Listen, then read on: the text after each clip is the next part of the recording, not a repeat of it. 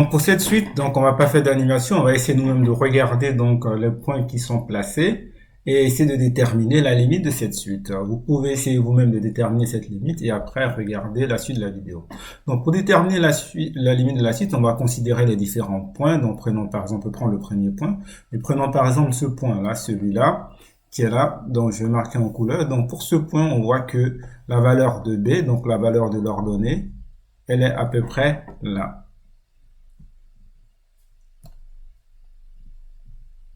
Donc ça, c'est quand n égale à 2. On va augmenter n, donc prenons par exemple n égale à 6, donc si n égale à 6, donc ça c'est, je rappelle que ça c'est l'axe de n, donc si n égale à 6, on obtient en ordonnée à peu près moins 10.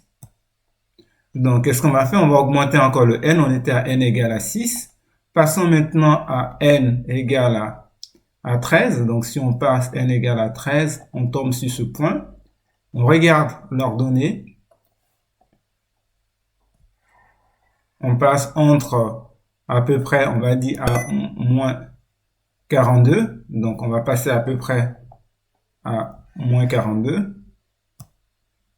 Ensuite, si on prend n égale à 15,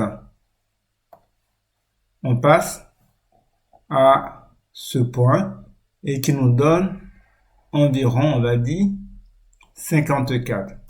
Donc, ici, on voit clairement que lorsqu'on fait augmenter le n, l'ordonnée des points, ça descend et ça tend vers moins l'infini. On est passé d'une valeur à peu près de plus 2 à moins 10. Moins 10, on est passé à moins 40 sur la désordonnée. Et de moins 40, on est passé à moins 53. Donc, clairement, on voit ici que plus on va évoluer, plus les ordonnées vont aller à moins l'infini. Donc, on dira simplement pour cette suite que si on l'appelle Vn, que la limite de la suite Vn, quand n devient très grand, donc cette limite-là, ça va être moins l'infini. Les ordonnées vont à moins l'infini.